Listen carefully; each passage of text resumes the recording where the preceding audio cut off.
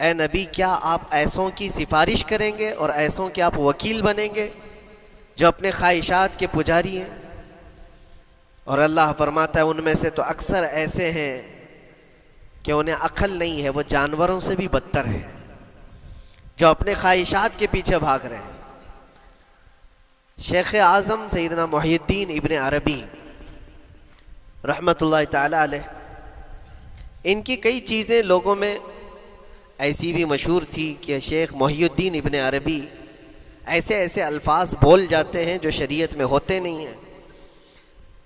بہت سارے مسائل ان کے ہیں، لیکن ایک بار شیخ محی الدین ابن عربی بیٹھے ہوئے تھے، کرسی پر ہے، سامنے مریدین بھی ہیں، بہت سارے ملنے والے لوگ بھی آئے ہوئے ہیں۔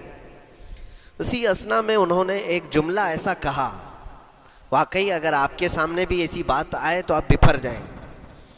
شیخ محی الدین ابن عربی کہتے ہیں، اے لوگوں جو تم سب یہاں میرے پاس بیٹھے ہو، تمہارا خدا میرے پاؤں کے نیچے ہوتا ہے، تمہارا خدا میرے قدموں کے نیچے ہوتا ہے۔ سب ظاہر سی بات ہے جیسے ایسا جملہ سنا تو اٹھ کر کے لوگ بھاگنا شروع ہو گئے کہ آدمی کافر ہو گیا۔ شیخ اعظم ہیں یہ حضرت محی الدین ابن عربی، جن کی بہت ساری کتابیں ہیں، تصوف میں آپ کا ایک بہت بڑا باب ہے۔ لوگ اٹھ کر کے ادھر سے ادھر چلنے لگ گئے کہ ایسے ایسے جملے بول رہے ہیں، یہ محی الدین ابن عربی کو ہو کیا گیا؟ خدا پیروں کے نیچے ہوگا؟ کفریہ جملہ ہے۔ سب تو چلے گئے، دو باقی رہ گئے جو مخصوص مریدین میں سے تھے۔ انہوں نے کہا کہ حضور جو جملے سنے ہم کو بھی کانوں پر یہ وزن لگ رہے ہیں، لیکن کیوں کہا آپ نے ایسا؟ اس کا کچھ معنی ہے؟ آپ جیسے عظیم المرتبت بزرگ سے ایسا جملہ کیسے ممکن ہے؟ انہوں نے فرمایا کہ ان سب کو بھی تو یہ پوچھنا چاہیے تھا میرے بولنے کا مطلب کیا ہے۔ فوراً بدگمانی کیا اور بھاگ گئے۔ تم دو باقی رہ گئے، میں بتاتا ہوں کہ میں نے یہ جملہ کیوں کہا تھا۔ تو کرسی پر بیٹھے تھے اور چٹائی نیچے بچھی ہوئی تھی یا قالین بچھی ہوئی تھی جس پر لوگ بیٹھے ہوئے تھے۔ آپ نے اپنے ان دو مریدین سے کہا یہ چٹائی اٹھاؤ۔ چٹائی اٹھائی تو دیکھا وہاں پر سونے کے چاندی کے سب سکے رکھے ہوئے تھے جو شیخ محی الدین ابن عربی کے پیروں کے نیچے تھے۔ کہا وہ جتنے آئے تھے وہ اسی کی عبادت کرتے تھے، اس لیے میں نے کہا کہ تمہارا خدا میرے پاؤں کے نیچے ہوتا ہے۔ وہ خواہشات کے پجاری ہیں، میں نے اللہ نہیں کہا۔ اللہ رب العزت وہ قادر مطلق ہے، میں نے کہا جس کی تم عبادت کرتے ہو، جس کو تم خدا بنائے رکھے ہو، وہ میرے پیروں کے نیچے ہوتا ہے۔ اور حقیقت ہے میرے عزیزوں، جنہوں نے خواہشات کے پیچھے بھاگنا شروع کیا، در حقیقت وہ اپنا خدا بنا چکے ہیں ان کو۔ کیا ایسا نہیں ہوتا ہے کہ جو بندہ ضدی طبیعت کا ہوتا ہے چاہ لیتا ہے کہ یہ مجھے چاہیے تو چاہیے، یہ مجھے چاہیے تو چاہیے؟ یہ جو ضد ہے اپنی خواہش کو پوری کرنا، یہاں پر کہا گیا ہے کہ وہ اپنی خواہش کی عبادت کر رہا ہے، اس کے پیچھے بھاگ رہا ہے۔ اسی لیے اللہ کے نبی صلی اللہ تعالیٰ علیہ وسلم کی ایک حدیث میں آپ کو سناؤں۔ حضور اکرم صلی اللہ علیہ وسلم ارشاد فرماتے ہیں، لا یؤمن احدکم حتی یکون ہواہ تبعا لما جئت بہ۔ تم اس وقت تک پورے مومن نہیں ہو سکتے جب تک کہ اپنی خواہشات کو میری مرضی کے مطابق نہیں بنا دو گے۔ حضور کے قدموں میں لا کر اپنی ہر خواہش کو قربان کرنا ہو۔ یہ نہیں کہ میری چاہت تو ایسی ہے، میں خواہش ایسی رکھتا ہوں لیکن شریعت ایسا کہتی ہے۔ یہ جب ٹکراؤ آیا تو سمجھ لو کہ تمہارے اندر ایمان آیا ہی نہیں ہے، تم مومن نہیں ہو۔ مومن وہ ہے جہاں دنیا کی ساری خواہشات وہ حضور کے قدموں پر قربان کر دیتا ہے، اس کی اپنی کوئی خواہش نہیں ہوتی۔ اسی لیے میں اکثر یہ کہتا ہوں ان نوجوانوں سے جن کو کچھ نصیحت کی جائے تو وہ کہتے ہیں کہ مولانا ہماری لائف ہے، ہمیں انجوائے کرنے دی جائے۔ یہ ابھی تو ہماری لائف ہے، ہماری اپنی لائف کو ہمیں انجوائے کرنے دیا جائے۔ نادان، کس نے کہا کہ تیری اپنی لائف ہے؟ تیری لائف ہے کہاں؟ زندگی یہ نہیں کسی کی کسی کے لیے، زندگی ہے نبی کی نبی کے لیے، اور نہ سمجھ مرتے ہیں زندگی کے لیے۔ ارے جینا مرنا ہے سب کچھ نبی کے لیے۔ جو خواہشات کو لا کر کے حضور کے قدموں پر رکھ دیتا ہے تو پھر وہ کہتا ہے میرے عزیزو، وہ پھر آ کر کے یہ کہتا ہے اپنی خواہشات، اپنی طبیعت جہاں سب مر جاتی ہے آدمی کی، اس کی اپنی کچھ نہیں ہوتی، تب اس مومن کی زبان سے یہ نکلتا ہے یا رسول اللہ زمین و زمان تمہارے لیے، مکین و مکان تمہارے لیے، چنین و چنا تمہارے لیے، بنے تو جہاں تمہارے لیے، ہم آئے یہاں تمہارے لیے، اٹھے بھی وہاں حضور کے لیے۔ اس کا اپنا کچھ نہیں ہوتا، اپنی خواہش ہوگی تو میں کرتا رہے گا، اور جتنی خواہشات کے پیچھے بھاگتا رہے گا دنیا اس کا پیچھا کبھی نہیں چھوڑتی، اور نہ ہی دنیا اس کو کبھی سیراب ہونے دے گی، کبھی پیٹ بھرنے دے گی ہی نہیں، وہ بھوکا ہی رہے گا، وہ پیاسا ہی رہے گا جو دنیا کے پیچھے بھاگتا ہے۔ ایک مرتبہ سیدنا عبداللہ ابن مسعود رضی اللہ تعالیٰ عنہ غمگین بیٹھے ہوئے تھے، کسی بات کا غم ہوگا، نبی پاک صلی اللہ تعالیٰ علیہ وسلم کا گزر ہو رہا تھا، آپ نے دیکھا، حضرت عبداللہ ابن مسعود سے پوچھا کہ غم کیوں ہے، تو آپ خاموش رہے، تو اللہ کے نبی صلی اللہ علیہ وسلم نے ایک جملہ فرمایا جو آج ہم سب کے لیے سبق ہے میرے عزیزوں، فرماتے ہیں لا تکثر ہمک ما یقدر یکن، اپنے غم کو زیادہ مت بڑھا، جتنا لکھا ہے اتنا مل کے رہے گا، وما ترزق یأتک، جتنا اللہ نے رزق لکھا ہے وہ آ کر رہے گا، وہ تیرے پاس آ جائے گا۔ غم کب بڑھتے ہیں انسانوں کے؟ ہمارے اندر جو ٹینشن جس کو آپ کہہ رہے ہو، فرسٹریشن کہہ رہے ہو، یہ سب چیزیں انسان کی زندگی میں کب آتی ہیں؟ جب یہ اپنی لو اور اپنی خواہشات دنیا سے لگاتا ہے، خالق سے اگر لگاتا ہے تو پھر اس کے غم نہیں بڑھتے، بلکہ غموں کا مداوا ہے۔ اسی لیے بزرگوں نے فرمایا کہ اگر ٹینشن فری جینا چاہتے ہو تو انسانوں سے امیدیں کم کر لو، اللہ کی ذات سے یقین بڑھا لو، اس کی ذات سے یقین بڑھاؤ۔ ہم نے دیکھا ہے اپنی زندگی میں جس سے ہم ملتے رہے، جس سے کچھ خواہشیں رکھتے رہے یا جس کے متعلق کچھ امیدیں وابستہ کر رکھی، یہاں امیدیں ٹوٹ جاتی ہیں، پھر انسان کا غم بڑھتا ہے، انسان مغموم ہو جاتا ہے۔ اللہ کی ذات سے جو وابستہ ہوا اور وہاں جو آس لگایا وہ ہر دن بشاشت کے ساتھ جیتا ہے، یقین کے ساتھ جیتا ہے۔ اسی لیے میرے عزیزوں، یہاں جس نے بھی اپنے خواہشات کو دنیا کے ساتھ لگایا ہے اسے کم کرنا ہے۔ لا تکثر ہمک ما یقدر یکن، اللہ کے نبی فرماتے ہیں اپنے غموں کو زیادہ مت کر، جتنا لکھا ہے اتنا تجھے مل کر رہے گا۔ اس دار فانی میں، اس عمل کی دنیا میں ہم نے اپنے بہت ساری چیزیں پھیلا رکھی ہیں۔ ایک چیز میں آپ کو بتاؤں کہ کبھی کبھار میں دیکھتا ہوں موبائل کو، اب سب کے ہاتھوں میں موبائل ہے، اور کبھی کبھار یہ اسٹک بھی ہوتا ہے، اچھی کمپنیوں کے موبائل بھی اسٹک ہو جاتے ہیں، یا تو کبھی بہت زیادہ بیٹری گرم ہو جاتی ہے اور موبائل بھی گرم ہونے لگتا ہے۔ پھر اس کا حل کیا ہے؟ ایکسپرٹ سے پوچھتے ہیں موبائل کبھی ہینگ ہو رہا ہے یا کبھی بہت بیٹری گرم ہو رہی ہے، اس کے ریزن کیا ہیں؟ تو وہ ایکسپرٹ یہی بتاتے ہیں کہ اس کے اوپر اوور لوڈ ہو سکتا ہے، بہت زیادہ اس میں ڈاٹا جمع ہو چکا ہے اور پھر بیک گراؤنڈ میں ایکٹیو ہے بہت زیادہ، جس کی وجہ سے بیٹری ہارمفل ہے، بہت زیادہ گرم ہو جاتی ہے، یا تو پھر ایک ساتھ کئی چیزیں اس کے اندر ڈال دی جاتی ہیں تو اس کا پروسیس کم ہو جاتا ہے، اسٹک ہو جاتی ہے۔ یہ تو موبائل ہے جو تمہیں سکھا رہا ہے۔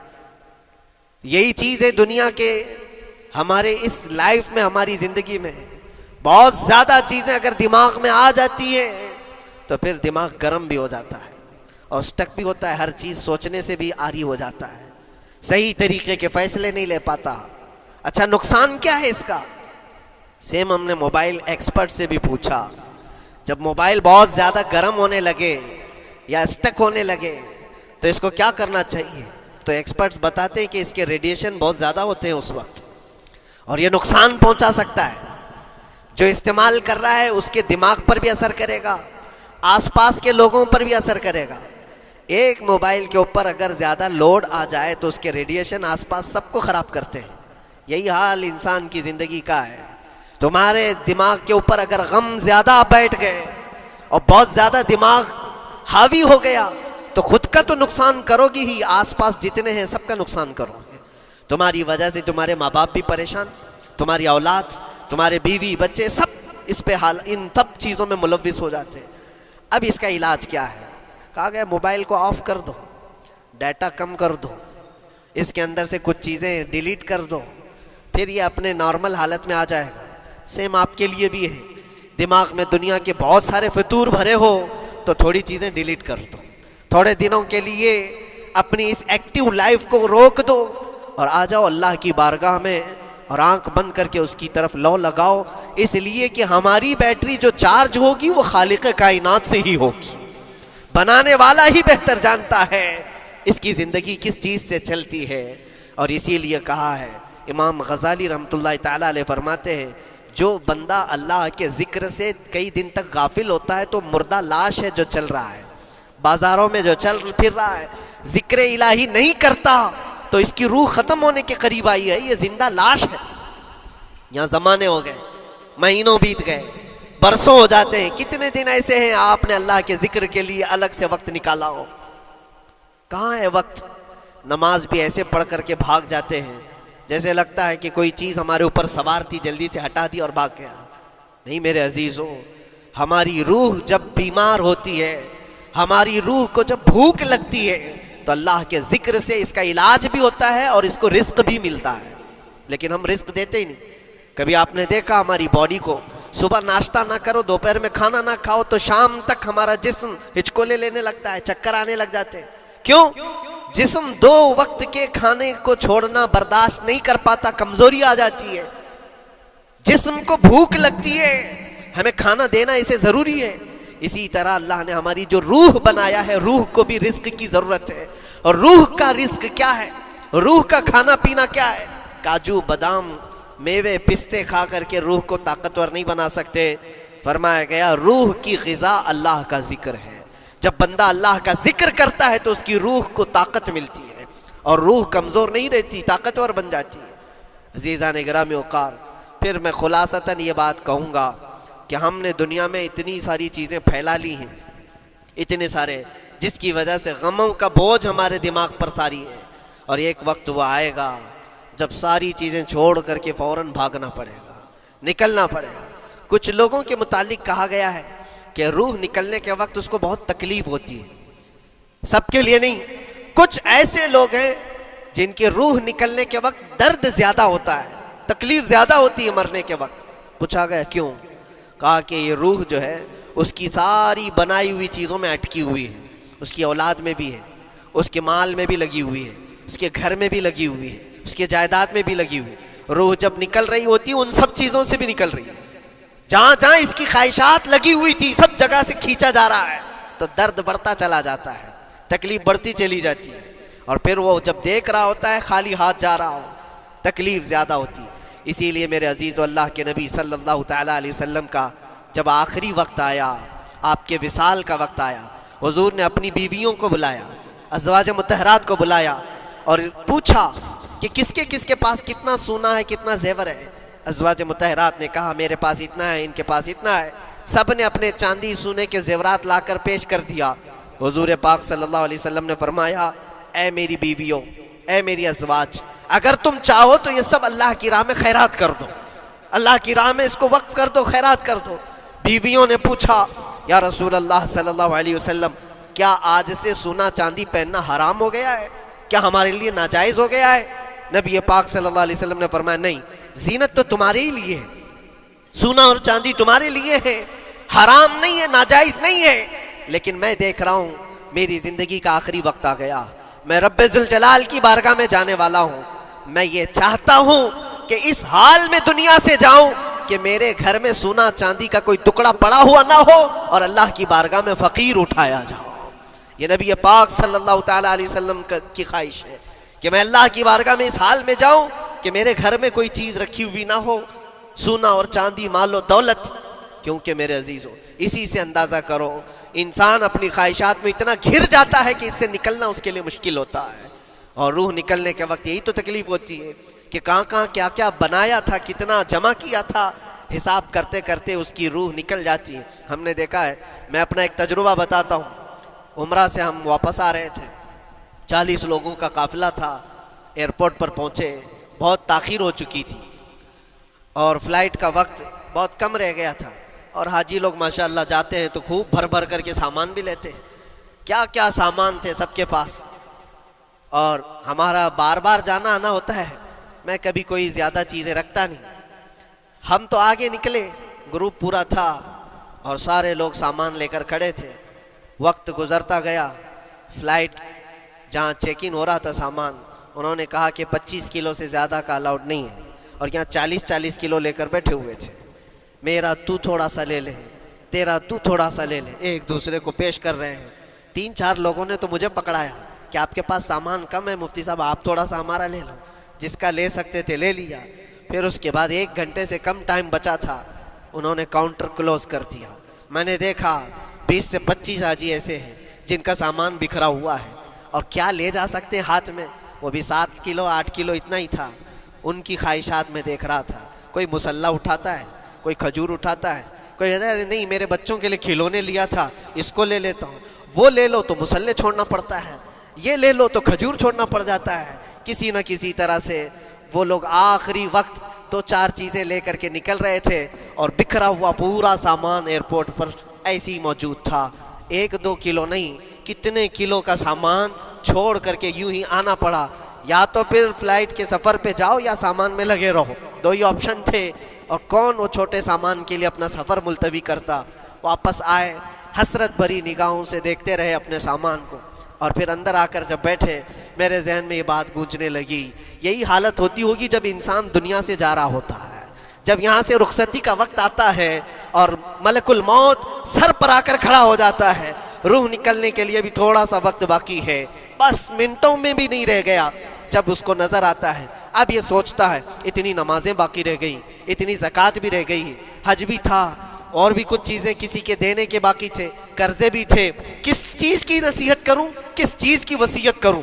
फलां जगह एक घर खरीद करके उसके डॉक्यूमेंट तो वहाँ रखा था, बेटे को भी नहीं बताया, बेटी को भी नहीं बताया, पता नहीं किसके हाथ लग जाएगा। ये ख्वाहिशात घूमती रहती हैं, वो किसी को बता भी नहीं पाता। इधर मलकुल मौत रूह निकाल कर निकल पड़ती। ये इंसान की शॉर्ट लाइफ है, मुख्तसर सी ज़िंदगी है, जहाँ ये ख्वाहिशात धरी की धरी रह जाती हैं। इसीलिए शेख सादी ने बहुत अच्छी बात फरमाई। एक बादशाह ने ऐलान किया था अपने वज़ीरों में से एक को, उससे बहुत खुश हुआ और कहा, जा आज तुझे मैं इतनी जायदाद दूंगा, इतनी ज़मीन, इतनी प्रॉपर्टी दूंगा, जितना तू अपने हाथ में एक लकड़ी लेकर घेर देगा, जितनी ज़मीन तू घेरेगा उतनी तेरे नाम लिख दूंगा। लेकिन उसके लिए एक शर्त है, सुबह ये लकड़ी लेकर तू राउंड मारना और इतना गोल सर्कल बनाना सूरज डूबने से पहले पहले तक, जितनी ज़मीन घेर लेगा वो पूरी तेरे नाम पर। उसने सोचा कि इतनी बड़ी ज़मीन मैं घेर सकता हूँ एक पूरे दिन। मियाँ मुंबई वाले अच्छी तरह जानते हैं, 4x4 की जगह मिल जाए तो यहाँ कितनी बड़ी गनीमत होती।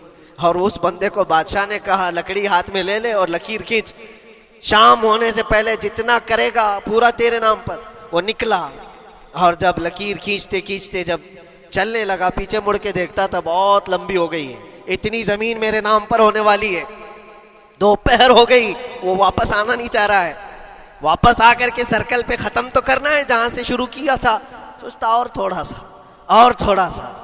और थोड़ा करते करते वो असर हो गई उसकी। अब उसको लगा कि वापस पलटना चाहिए। कई किलोमीटर हो गए थे, इतने किलोमीटर की ज़मीन अब वो अपने नाम पर करवाने वाला था। लेकिन जब वापस पलटने का वक्त आया, सांस फूलने लग गई, क्योंकि सुबह से चल रहा है, खाया भी नहीं है, पिया भी नहीं है, जिस चीज़ को जमा करने के लिए दौड़ता रहा। अब सूरज पीला पड़ गया, डूबने के वक्त करीब आने लगा, तो अब भागना शुरू किया।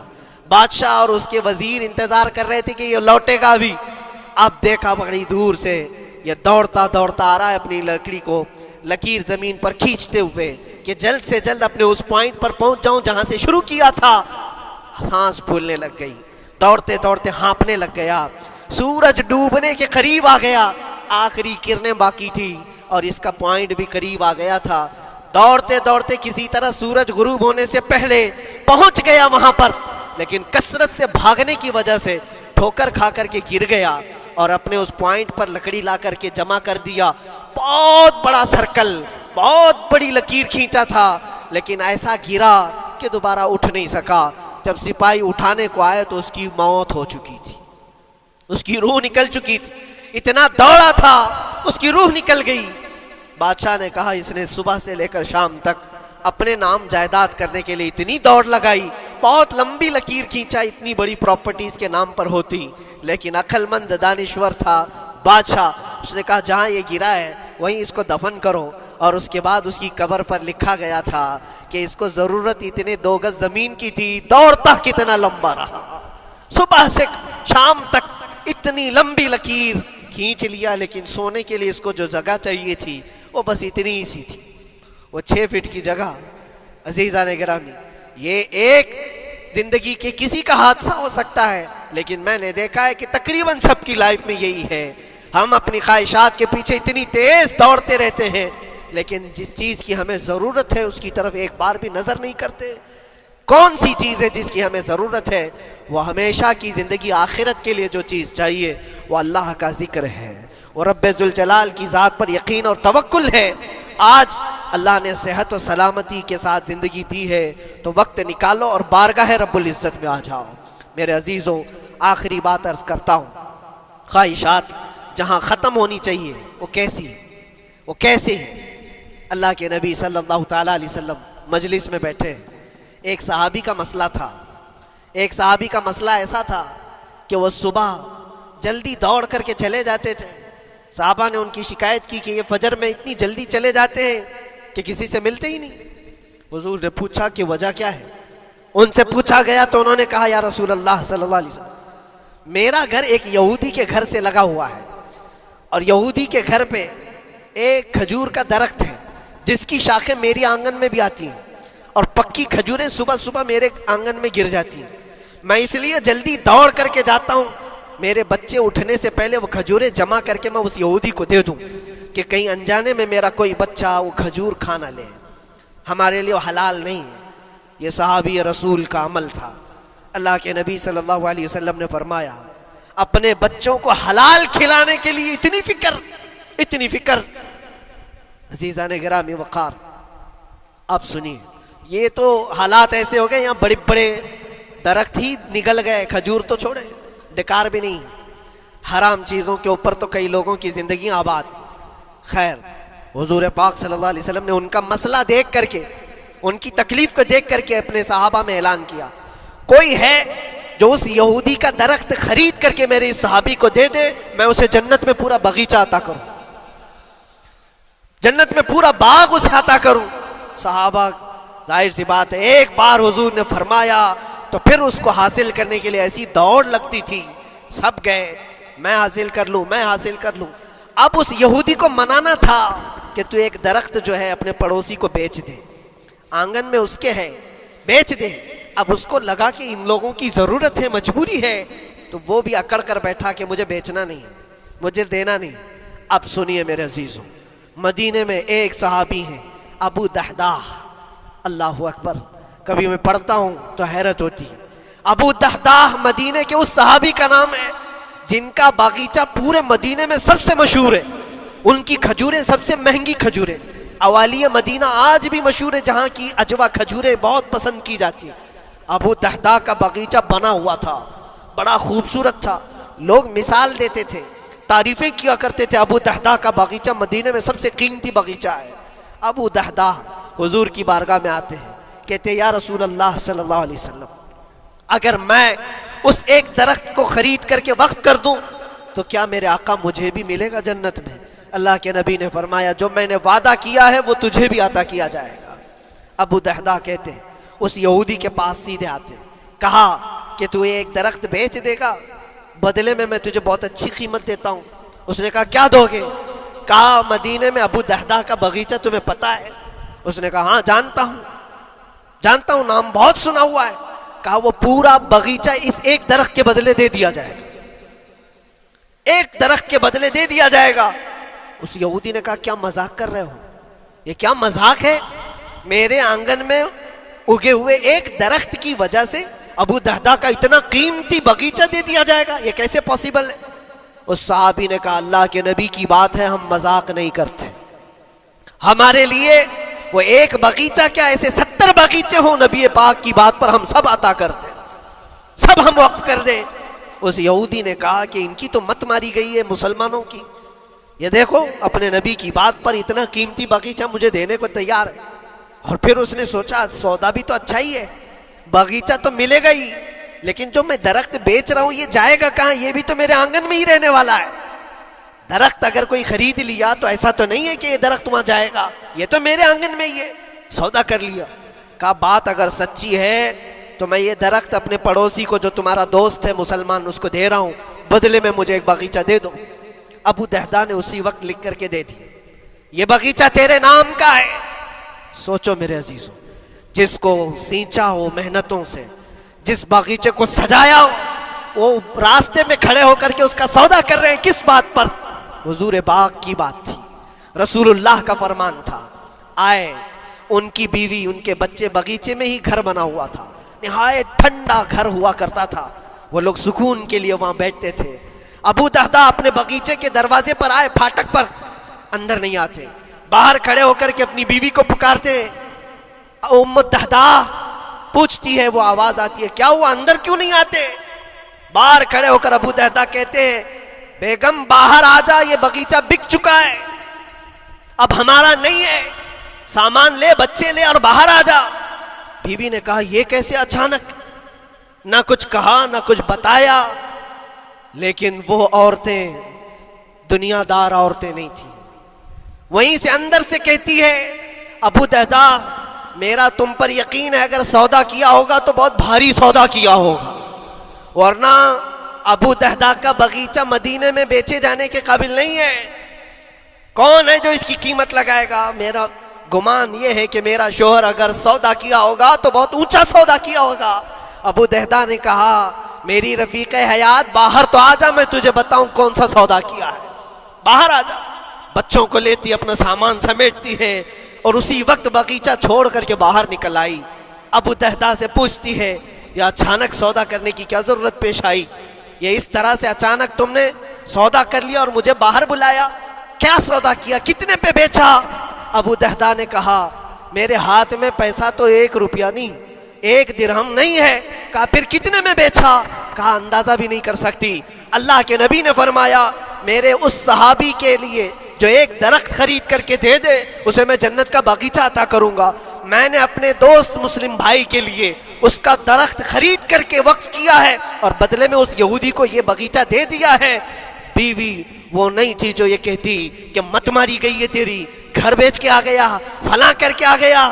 وہ دنیا دار عورت نہیں تھی، ہاتھ اٹھاتی ہے اور سر پر رکھتی ہے اور کہتی ہے، ابو دہدا مجھے تمہارے بارے میں یہی یقین تھا، قسم رب ذوالجلال کی، اگر وہ یہودی اس باغیچے پر نہیں مانتا تو ہمارے پاس اور جو کچھ تھا سب دے کر کے ہم نبی پاک کی بات پر عمل کر لیتے۔ حضور کی بات تھی، وہ یقین تھا، دنیا دے دیا، خواہشات قربان کر دیا قدم مصطفیٰ پر۔ اسی لیے اقبال نے کہا ہے کہ جو کچھ بھی ہمارے پاس ہے وہ نام مصطفیٰ سے ہے، آبروئے ماز نام مصطفیٰ، ہم سب کی عزت و آبرو مصطفیٰ کے نام سے ہے۔ وہاں اپنی خواہشات قربان کر دو، ختم کر دو، اپنے اندر کی جتنی چیزیں ہیں حضور نے فرمایا، تو اس کے بعد اپنی طبیعت نہیں، اپنی خواہش نہیں۔ تم اپنے گھر پر سوچتے بیٹھے رہو گے کہ میرا گھر کیسے، میری بیوی کیا بول رہی ہے، میرا باپ کیا بول رہا ہے، میری ماں کیا بول رہی ہے؟ نہیں، وہ صحابہ کی زندگی یہ تھی، دنیا کیا بول رہی ہے اس سے ہمیں مطلب نہیں، میرے مصطفیٰ کیا فرما رہے ہیں۔ اپنی خواہشات وہاں پر۔ حضرت انس بن نزیر ایک صحابی ہیں، وہ حضور صلی اللہ تعالیٰ علیہ وسلم کے بڑے رازدار صحابی تھے، حضور ان کے گھر پر موجود ہیں۔ مکہ سے ایک لیٹر آیا، جنگوں کی وہ لوگ تیاری کر رہے تھے، اور انس بن نزیر کون ہے؟ یہ ان کی بیوی جو تھی انس بن نزیر کی، اپنی بیوی سے بہت محبت کرتے تھے، بلکہ عشق کرتے تھے، عشق کرتے تھے اپنی بیوی سے، اور عشق میں ان کی شادی بھی ہے، اپنی بیوی کو بہت چاہتے تھے۔ اب سنو، مصطفیٰ کریم صلی اللہ علیہ وسلم انس بن نزیر کے گھر پر ہے، مکہ سے ایک قاصد آیا اور رازدارانہ طور پر ایک خط دیا، کہا مکہ والے جنگوں کی تیاری کر رہے۔ حضور نے خط کو پڑھوایا اور انس بن نزیر سے کہا، انس یہ بات تیرے اور میرے بیچ میں راز ہے، کسی سے نہیں کہنا، جب تک میں نہ کہوں اس خط کا ذکر کسی سے نہ کرنا۔ انس بن نزیر نے کہا اے اللہ کے نبی آپ کا حکم، اس کے بعد میری زبان نہیں کھلے گی۔ خط کو بند کر دیا، رکھ لیا۔ حضور جب تشریف لے گئے گھر سے، ان کی بیوی، ان کی محبوبہ، ان کی رفیق حیات جس کو بہت زیادہ چاہتے تھے آئی، کہا انس رسول اللہ گھر پر آئے تھے، کچھ راز کی بات چل رہی تھی، کیا بات چل رہی تھی؟ انس بن نزیر نے کہا دیکھ میری بیگم، محبت اپنی جگہ پر، وہ میرے مصطفیٰ کا راز وہ میں نہیں شیئر کر سکتا، وہ نہیں بتا سکتا۔ بیوی ہنس کر کہتی تم نہیں بتاؤ تو کوئی بات نہیں، میں نے تو دیوار کے پیچھے سے سن لیا ہے، مکہ والے جنگوں کی تیاری کر رہے ہیں، خط آ گیا ہے۔ انس بن نزیر نے اپنی بیوی سے اتنی بات سنی، سیدھے جا کر کے گلا پکڑ لیا، گردن کو دبوچ دیا اور کہا اس وقت تک میں تیری گردن نہیں چھوڑوں گا جب تک میرے مصطفیٰ کا فرمان نہ آ جائے۔ گردن پکڑ لیا اس عورت کی جس کو سب سے زیادہ یہ چاہتے تھے، لے آئے حضور کے پاس، کہا یا رسول اللہ معاف کر دے، آپ کا راز تھا، میں نے تو نہیں بتایا، مگر میری بیوی نے دیوار کے پیچھے سے سن لیا اور اس لیے میں اس کی گردن پکڑ کر کے لایا ہوں کہ کہیں میں مجرم نہ بن جاؤں، نبی پاک کا راز افشا کرنے والا میں مجرم نہ بن جاؤں۔ آقا اگر آپ حکم فرمائیں تو میں اس کو ختم کر دوں یا اس کو طلاق دے کر کے آزاد کر دوں، آپ کے فرمان پر میں کامل عمل کر سکوں۔ اللہ کے نبی نے فرمایا انس چھوڑ دے گردن، جس طرح تو ہمارے راز کی حفاظت کرتا ہے، یہ میری صحابیہ ہے، یہ بھی میرے راز کی حفاظت کرے گی۔ اس کے بعد ہاتھ چھوڑ دیا اور اپنی بیوی سے کہا کہ دیکھ میری محبت، میرا عشق اپنی جگہ پر، بات جب مصطفیٰ کی آئے گی پوری کائنات کو میں چھوڑ دوں گا، میرے مصطفیٰ کی بات کو عمل کروں گا۔ اور اس بیوی نے بھی یہی کہا انس اگر تو مجھے راز بتا دیتا حضور کا، عشق میں ڈوب کر کے، محبت میں ڈوب کر کے، تو جو گلا تو نے میرا پکڑا کل میں تیرا گلا پکڑ کر حضور کے پاس لاتی کہ حضور یہ آپ کی غلامی کے قابل نہیں ہے۔ یہ ان کا کمال درجے کا ایمان تھا، اپنی خواہشات کو قربان کر دیا۔ ایک مدینے کی خاتون ایسی ہے، سب سے زیادہ حسین و جمیل لڑکی ہے، حضور کے پاس ایک حبشی کالے رنگ کے صحابی ہیں، آئے کہا یا رسول اللہ مجھ سے کوئی شادی نہیں کرتا۔ حضور نے فرمایا کہ جا میں تیری شادی کے لیے ایک جگہ پر پیغام بھیجتا ہوں، اور بھیجا اس لڑکی کے گھر، انصاری صحابی کی ایک لڑکی اتنی خوبصورت ہے مدینے میں، ان کے گھر بھیجا۔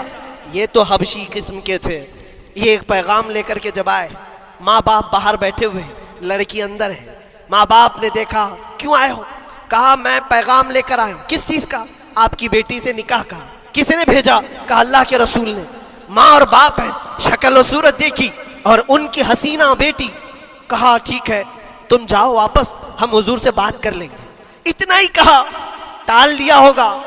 وہ صحابی جو آئے تھے کالے رنگ کے، انہوں نے کہا یہ تو روز کی بات تھی، ہر جگہ ریجیکٹ ہوتا ہی تھا، میرے لیے تعجب کی بات نہیں تھی، میں تو واپس آیا حضور کے پاس۔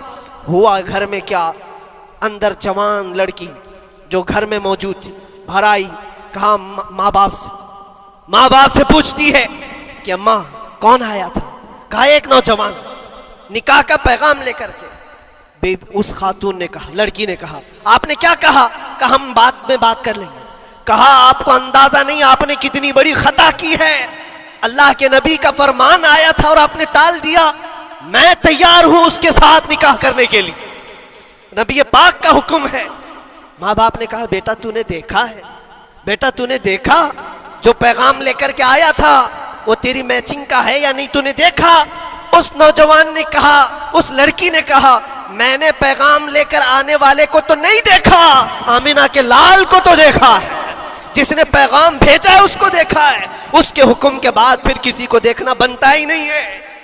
وہ دونوں ماں باپ دوڑتے ہوئے حضور کے پاس آئے، اور وہ صحابی ابھی بتا ہی رہے تھے کہ میں ریجیکٹ ہو کر کے آیا ہوں، تبھی ماں باپ بھی دوڑ کر کے آئے، کہا یا رسول اللہ خطا ہو گئی، ہم نے تاخیر کی آپ کے حکم میں، اے اللہ کے نبی ہم راضی ہیں، اپنی بیٹی کا نکاح انہی کے ساتھ کریں گے جن کا پیغام آپ نے بھیجا ہے۔ کیا اپنی خواہشات کو حضور کے قدموں میں لا کر قربان نہیں کیا؟ لیکن نکاح ہوا بھی، وہ نوجوان عبداللہ اسود نکاح کا ہے، حضور نے نکاح کروا دیا مسجد نبی، اور حضرت عثمان سے کہا کہ ان کو کچھ پیسہ دے دو، مال دے دو، شادی کا سامان تو خرید لے، جہیز لے لے، اپنا گھر سجا لے۔ ان کو صحابہ نے پیسے دیے، غریب تھے، میں بازار میں جا کر اپنی شادی کا سامان خرید رہے تھے، شام کے وقت اعلان ہو گیا، مشرکین مکہ نے مدینے پر حملہ کیا ہے، اللہ کے نبی جہاد میں نکل رہے ہیں۔ یہ عبداللہ اسود جن کا نکاح مسجد میں ہوا اور رات کو سہاگ رات آج تھی، آج اپنے گھر دلہن لانے والے تھے، جو گھر سجانے کے لیے سامان خریدنا تھا جا کر کے گھوڑا خرید رہے، تلوار خرید رہے، اور اس کے بعد جنگ میں استعمال ہونے والا سامان خرید رہے ہیں۔ سب پیسے خرچہ کر دیے جنگ کے استعمال کے، زیرہ خرید لی، وہ ٹوپی خرید لی لوہے کی، سب خرید کر کے سیدھے میدان جنگ میں آ گئے۔ صحابہ بھی پہچان نہیں رہے تھے، صحابہ بھی نہیں پہچان رہے تھے، وہ غریب صحابی کبھی گھوڑے پر نہیں بیٹھے، لیکن شادی کا پورا پیسہ یہ جنگ کے سامان میں لگا دیا۔ اور جب جنگ شروع ہوئی احد کی، میدان جنگ میں جب صحابہ لڑ رہے تھے، حضور پاک پوچھتے اپنے صحابہ سے، یہ ایک جوان ہے جو پورا چہرہ ڈھکا ہوا ہے، گھوڑے پر بیٹھا ہے، جوان مردی کے ساتھ لڑ رہا ہے، اے میرے صحابہ جانتے ہو کون ہے یہ؟ صحابہ غور سے دیکھتے اور کہتے یا رسول اللہ یہ مدینے کا نہیں لگتا، ہمارے آپس کا نہیں ہے، کہیں باہر سے آیا ہے۔ حضور نے فرمایا جا کے غور سے دیکھو، اس کی کالی کالی کونیوں سے میں پہچان رہا ہوں، وہ میرا عبداللہ اسود ہے، آج میں نے اس کو شادی کے لیے پیسے دیے تھے، وہ سارے پیسوں سے یہ جنگ کا سامان خرید کر کے لایا ہے۔ شام ہونے سے پہلے خبر آئی عبداللہ اسود کو ظالموں نے شہید کر دیا تھا، قتل کر دیا تھا، اور وہ مٹی میں گرے ہوئے تھے۔